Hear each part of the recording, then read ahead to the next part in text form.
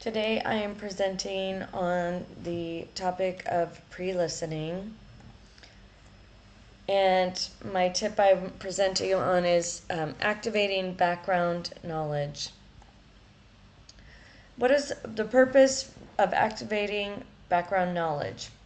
Well, as we know, students already possess a wealth of knowledge, and we want to help to facilitate this process by developing relationships with our students, so that we learn what they already know and ensure that they feel comfortable sharing it amongst the class and amongst their teachers.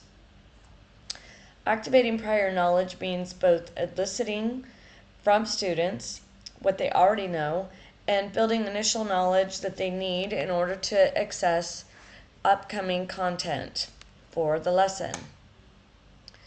So this is an example of how I would activate background knowledge for the listening lesson is through a KWL chart.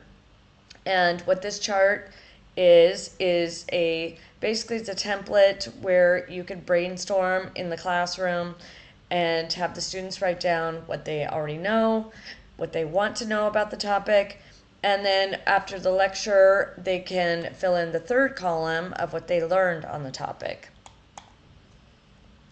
Here I've done an example of a KWL table. The topic is French Bulldogs because they're my favorite breed of dog. And I just put in as an example here in the first column what I know about the Bulldog. It's a breed of Bulldog. The French Bulldog is a breed of Bulldog. They weigh approximately 15 to 25 pounds. I might not know how long they live and how much would they eat. And then I've left the column to be determined in the third column because we don't know that yet. And once the lecture is finished, we can fill that in on what we learned. And that is the end of my presentation. Thank you.